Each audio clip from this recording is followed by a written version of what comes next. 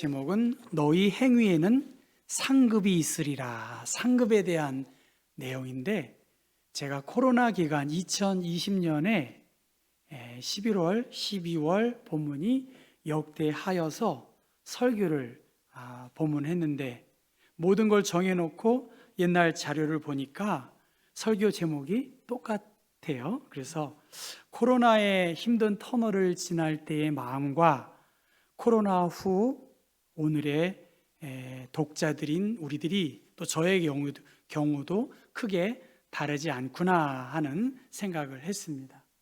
너희 행위에는 상급이 있다. 우리의 행동, 하나님의 인도하심을 힘입어 우리가 하는 모든 행위에 대하여 하나님께서 기억하시고 소망 안에서 살아가야 할 존재들임을 성경은 이야기하고 있습니다. 지금 왼쪽에 보면 낙타의 이야기가 나오는데, 솔로몬 왕이 죽은 다음에 르호보암과 여로보암으로 이스라엘은 나누어집니다. 그리고 이 낙타들이 남유다 쪽으로 가는데, 르호보암이나 아비야, 아사, 그리고 여호사밧을 이어가는 왕정이 이어지는데, 바로 이스라엘의 정통성은 남유다에 더 가깝습니다. 그리고 오늘 14장, 15장, 16장은 이스라엘의 세 번째 왕인 아사의 통치 기간을 말하는데, 아사는 41년 동안 남유다의 왕이 되었습니다. 여러분, 오른쪽에 보시면 아사에 대한 좋은 점이 나와 있습니다. 통치 초기 약 10년간은 전쟁이 없이 태평한 시기를 보냈다라고 글씨가 작지만 그렇게 써 있고요. 또 평화로운 그때에는 군사력을 무장해서 큰 방패를 가진 창을 잡은 자가 30만 명, 작은 방패, 활을 당기는 자가 28만 명의 군대를 잘 육성했습니다. 그런데 이 구스 사람 세라가 남유다를 공격하기 위해서 대치했습니다. 이들의 군대는 군사가 100만이고요. 특별히 병거가 300대입니다. 그러니까 창 잡은 자, 활 잡은 자 58만 명에 비하면 300명의 이 병거를 가지고 중무장한 이 구스 군대를 무찌르기가 어려웠어요. 그래서 여러분, 한번 14장 11절 보이는 대로만 읽어볼까요? 여호와여, 강자와 약자 사이에 주와 같이 도와줄 이가 없나이다. 여호와 우리 하나님이여, 우리를 도우소서. 우리가 주께 의지합니다. 사람으로 주님을 이기지 못하도록 하나님께서 이 싸움에 간섭해 주십시오. 그렇게 기도했더니 여호와께서 구스 사람들을 아사와 유다 사람들 앞에서 치셨다. 그렇게 14장 12절에 말씀하고, 14장 14절에 여호와께서 그랄 지면 사면 모든 성읍의 백성을 두렵게 했고, 무리가 그의 모든 성읍을 치고 그 가운데 있는 많은 물건을 노략했다 하면서 대승을 거두는 내용이 나와 있습니다. 그러니까 아사는 하나님께 기도하고 누가 가장 높으신 분이신지를 알고 하나님께 기도했습니다. 오늘 말씀은 이 구스 사람과의 전쟁에서 큰 승리를 얻은 다음에, 그 다음의 내용이 바로 15장 말씀입니다. 예루살렘으로 돌아왔고 하나님의 영이 오뎃의 아들 아사랴에게 임하였고, 그 하나님의 임한 말씀을 아사와 유다와 베냐민의 무리들에게 내 말을 들으라 하면서 하나님의 말씀을 증거한 것입니다. 물론 아사가 다 잘한 것은 아니에요. 여기에 보시면 그가 15장에 저기에 나와 있는 것처럼 우상 숭배를 배척하고 하나님의 뜻에 귀를 기울였고, 여호와 보시기에 정직히 행했고 부패와 타락을 멀리한, 그리고 특별히 신앙의 부흥을 위해서 아사는 애를 많이 썼습니다만, 북이스라엘이 또 다른 공격을 하려고 할 때 베나닷이라는 이방 백성들과 동맹을 맺었고 그것을 꾸짖는 선견자 하나니를 꾸짖고 다른 몇 사람들을 박해하는 그러한 잘못, 그리고 그가 몸이 아플 때에 하나님께 구하지 않고 의원들에게만 구했다라고 그렇게 정리하지만 전체적인 41년의 통치 행위를 종합적으로 본다면 아사는 그래도 굉장히 좋은 국정을 펼쳤던 그러한 사람입니다. 오늘 말씀은 바로 이 구스 사람과의 전쟁에 대승을 거둔 다음에 하나님께서 아사랴 선지자를 통해서 하나님을 의지해라, 구스 군대를 물리친 아사와 백성들에게 계속해서 담대하게 하나님의 백성다움을 잃지 말아야 한다. 왜냐하면 다윗 왕조의 전통을 이어간 그 가치를 계승한 포로 귀환민들에게 하나님께서 포로에서 돌아온 너희들은 힘이 있다고 자만할 것도 없고 전쟁에서 승리했다고 우쭐댈 것도 없다. 하나님의 축복과 심판이 너희 앞에 새로운 공동체를 건설할 너희들 앞에 있는데 이 하나님의 율법을 순종하면 하나님께서 너희에게 은혜를 베푸실 것이다. 너희가 여호와와 함께 하면 여호와께서 너희와 함께 할 것이다. 너희가 만일 그를 찾으면 그가 너희와 만나게 되시려니와 너희가 만일 그를 버리면 그도 너희를 버릴 것이다 라고 그렇게 말했습니다. 승리에 도취되어 있는 그 아사와 이스라엘 백성들, 또 새로운 신앙의 공동체를 세워야 할 하나님의 백성들에게 하나님의 말씀을 들은 아사, 너에게 요청되는 것은 이 하나님의 말씀에 순종하고 더욱 경건하고 순종적인 신앙의 생활을 하는 것이 너희의 살 길이다 하면서 15장 1절 위에 보면 아사의 무엇이라고 나오죠? 아사의 개혁입니다. 우리가 10월 마지막 주에 김규지 목사님 설교하실 텐데 개혁해야 된다. 본래의 모습과 본래의 자리로 돌아가야 한다.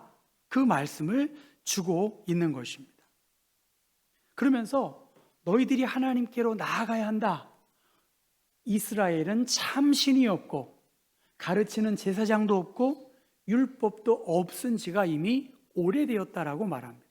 사사기 21장 이스라엘의 왕이 없으므로 사람이 각기 자기의 소견에 옳은 대로 행하고 있다는 거예요. 그리고 가르치는 제사장도 없다는 것은 합법적이지 않은 제사장을 세우거나 백성이 제사장을 통해서 주신 하나님의 교훈을 거부하는 거예요. 또 제사장 또한 타락한 상황에 처해 있는 그 상황입니다. 참신이 없어요. 가르치는 제사장도 없어요. 율법도 없은 지가 오래되었다. 그것은 사사시대의 상황, 그리고 북이스라엘의 상황일 수 있고요. 또 과거에도 하나님의 말씀이 부재했던 것처럼 미래에도 바로 하나님의 말씀이 없고 또 하나님의 존재 자체를 거부하고 율법이 없이 자기의 소견대로 옳게 행하는 그러한 모습을 그렇게 증거하고 있습니다. 율법의 부재, 자기 눈에 마땅한 대로 행하는 불순종과 폐역의 시대인 것이죠. 기준이 없어요. 내가 좋아야 하고 내가 기뻐해야 한다는 것이지요. 하나님이 없는 시대, 자기 중심적인 자기 힘을 의지하고 자기 군사력을 의지할 때 평안이 없지만 오히려 아사를 통해서 주신 말씀처럼 힘은 좀 부족해도 참 주인이신 하나님, 그 하나님을 믿고 하나님의 가르침을 따른 그 아사의 말씀, 하나님의 말씀을 기준으로 삼은 그 아사의 통치 기간에 하나님께서 안식과 평안을 주었다라고 성경은 말씀하고 있습니다. 오늘 우리들에게 하나님께서 말씀하세요. 아사 시대를 살고 있다. 이때 정말로 믿고 의지할 것이 무엇이냐는 것입니다. 그래서 여러분 한번 4절부터 한번 6절까지 한번 읽어볼까요? 여러분 성경책을 펴셔서 같이 읽습니다. 그들이 그 환난 때에 이스라엘 하나님 여호와께로 돌아가서 찾으매 그가 그들과 만나게 되셨나니 그때도 온 땅의 모든 주민이 크게 요란하여 사람의 출입이 평안하지 못하며 이 나라와 저 나라가 서로 치고 이 성읍이 저 성읍과 또한 그러하여 피차 상한 바 되었나니 이는 하나님이 여러 가지 고난으로 요란하게 하셨습니다. 여러분, 지금 무엇입니까? 민족과 성읍 간의 충돌, 남과 북의 전쟁, 이것은 원인이 있기 때문에 결과가 있는데 이것은 하나님의 심판이라는 거예요. 그런데 아사와 그의 군대가 하나님을 의지했을 때 하나님께서 승리 주신 것을 너가 기억해야 되지 않겠느냐라고 그렇게 말씀하세요. 그러면서 오늘 15장 7절 말씀, 왼쪽에 있는 말씀만 같이 읽어볼까요? 너희는 강하게 하라. 너희의 손이 약하지 않게 하라. 너희 행위에는 무엇이 있다고요? 상급이 있다. 여러분, 그 오른쪽에 보세요. 하나님을 찾고 싶으신가? 그러면 마음부터 강하게, 그리고 손도 약하지 않게 해보라. 어느새 하나님은 옆에 와 계시고 그분의 손이 우리 손을 꼭 붙잡고 계실 것이다. 특별히 너희의 행위에는 상이 있다는 거예요. 제가 코로나 시대를 목회하면서도 그렇고 오늘 2025년 상황 속에서 사실 코로나 이후와 코로나 이전의 한국교회 혹은 여러 환경은 굉장히 달라졌습니다. 거의 이구동성입니다. 코로나 이전을 회복하기가 어려운 그 상황입니다. 그러기 때문에 우리가 하는 행동 하나하나, 우리의 언행 심사 하나하나, 이 행위에 대하여 하늘에 상급이 있을 것이다. 품삯과 보상이 있을 것이다. 현대어 성경에는 여러분이 하는 일에는 주님의 상이 따를 것이다. 여러분이 하는 일에는 상급이 내릴 것이니 길을 꺾지 말고 용기를 내십시오. 지금 아사에게 용기를 주는 말씀이고, 읽지는 않았지만 8절부터 18절까지 말씀 보면 이 아사가 하나님의 종의 말씀을 통해서 온전히 순종하고 그 말씀을 지켜 행하고 여러 산당들을 혁파하고 그의 할머니의 그 아세라 목상까지도 다 불태워 그 할머니의 왕위까지도 다 패하게 하는 그러한 강력한 정책들을 펼치게 한 것이겠죠. 여러분, 아사의 종교의 개혁 쉽지가 않습니다. 포로에서 돌아온 새로운 생활을 하기가 쉽지 않죠. 죄인된 우리들이 복음을 알고 깨달은 행동들이 그렇게 쉽게 달라지기가 어렵지 않습니까? 그런데 아사에게는 용기를 내라. 그리고 제사를 하나님께 드리고 마음과 목숨을 더해 하나님을 섬기기를 맹세했고 그 일을 흐트러짐이 없이 행했다는 것입니다. 하나님이 없는 시대, 민족과 성읍 간의 충돌이 계속 벌어지고 그것은 하나님을 버린 그 심판의 결과이지만 너희들이 자만하지 말고 하나님의 뜻을 구하고 순종한다면 그 평안과 기쁨을 주실 것이다 하면서 주신 첫 번째 말씀이 너는 강하게 하라, 담대하라, 그런 말씀이겠고요. 그것은 잠언 11장 말씀, 악인의 삭은 허무하되 공의를 뿌린 자의 상은 확실하다. 너희의 죄악과 너희 조상들의 죄악은 한 가지니 그들의 산 위에서 분향하며 작은 산 위에서 나를 능욕하였습니다. 그러므로 내가 먼저 그들의 행위를 헤아리고 그들의 품에 보응하리라. 여호와가 말하였느니라. 그래서 이 말씀을 간직한 아사, 그는 하나님의 기대에 부응하기 위해서 몸을 다하고 생명을 다하여 하나님을 사랑하는 거룩한 열정들을 펼치게 된 것이겠죠.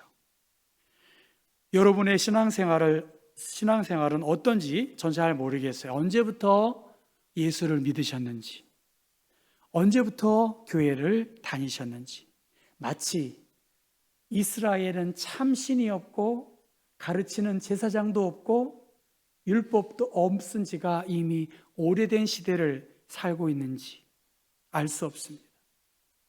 신앙생활의 시작은 있지만 신앙생활의 마침은 내 생명이 끝날까지 없다고 해도 과언이 아닐 것입니다.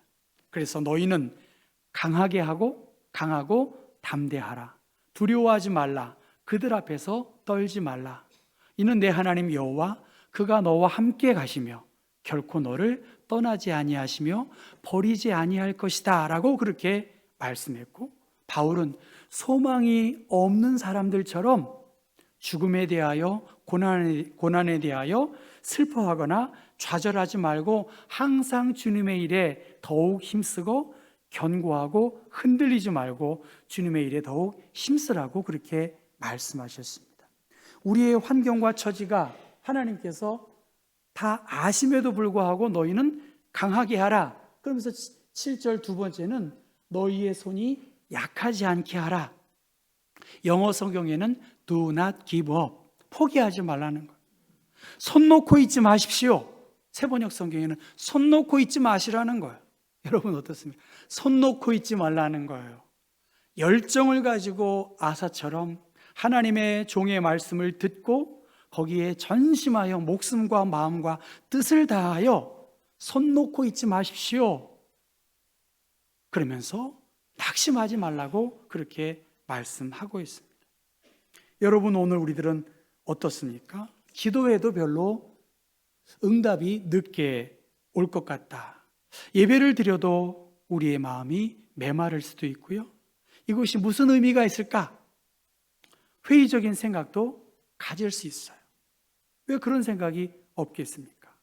그러나 하나님은 그 약한 손을 붙잡아 주실 것이다. 히브리서 12장 말씀에 무릇 징계가 당시에는 즐거워 보이지 않고 슬퍼 보이나 후에 그로 말미암아 연단받은 자들은 의와 평강의 열매를 맺을 것이다. 그러므로 피곤한 손과 연약한 무릎을 일으켜 세우고 너희 발을 위하여 곧은 길을 만들어 저는 다리로 하여금 어그러지지 않고 고침을 받게 할 것이다 하면서 하나님을 향한 너희들의 마음을 다시 한번 기억하고 손 놓지 말고 하나님께 나아가서 너희의 행위에는 상급이 있음을 알고 있으라고 그렇게 말씀하십니다. 믿음이 없이는 하나님을 기쁘시게 하지 못하나니 하나님께 나아가는 자는 반드시 그가 계신 것과 또한 그가 자기를 찾는 자들에게 상 주시는 이심을 믿어야 할지니라. 여러분, 그러면 아사에게 준 상은 무엇일까요? 하나님께서 기뻐하시는 자로 인정하는 거예요. 아브라함아 두려워하지 말라. 나는 내 방패요 너의 지극히 큰 상급이니라. 아사 왕, 하나님께서 그를 사람을 붙여주셨고요, 그를 지지하고 따르는 사람들이 더 많아지게 해서 그가 나라를 통치할 때 굳건한 리더십을 발휘할 수 있었습니다. 여러분 15장 19절 읽고 제가 말씀을 정리하겠습니다. 성경책 15장 19절인데 함께 읽어보겠습니다. 이때부터 아사 왕 제 35년까지 다시는 전쟁이 없을 것이다. 다시는 전쟁이 없을 것이다. 여러분, 과거로부터 단절되는 것 쉽지 않습니다. 그 포로의 생활에서 돌아와서 마음을 견고하게 세우는 것 몰라서 못하는 사람이 어디 있겠어요? 다 알고 있어요. 바벨론 포로 생활에 익숙해 있는 그 사람들, 하나님은 본래의 모습을 찾으라는 것입니다. 익숙함에서 손 놓고 있는 이 모든 곳에서 결별하고 너희의 행위를, 너희의 손을 그냥 멈추지 말라고 그렇게 말씀하십니다. 우리에게 많은 복이 있겠지만 하나님이 우리와 함께 하시는 것, 하나님이 나의 중심을 하시고 기억하시고 주 안에서의 수고가 결코 헛되지 않는다는 것을 알고 확신하고 우리의 선한 행위를 멈추지 않는 것은 너무나 중요한 그러한 말씀입니다. 주님이 부르시는 그날까지 아사, 너는 끊임없이 개혁하고 끊임없이 하나님의 뜻을 위해 다름질해라. 내가 너의 마음을 헤아릴 것이고 내가 너의 손을 굳건히 붙잡아 줄 것이다.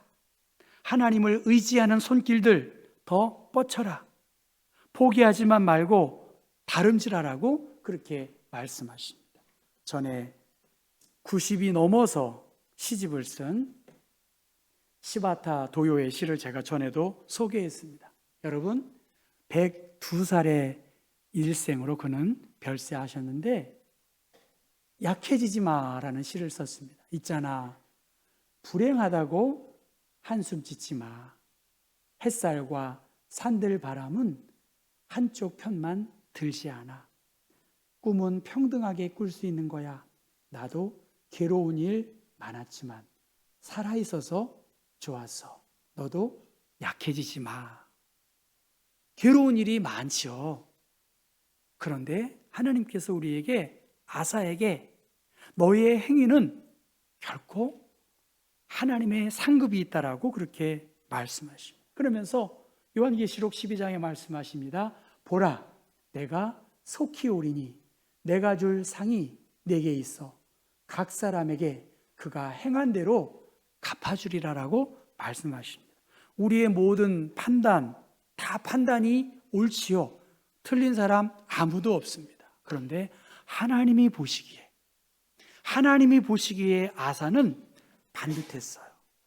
오늘 우리들에게 누가 누구를 정죄하고 누가 누구를 심판할 수 있겠습니까?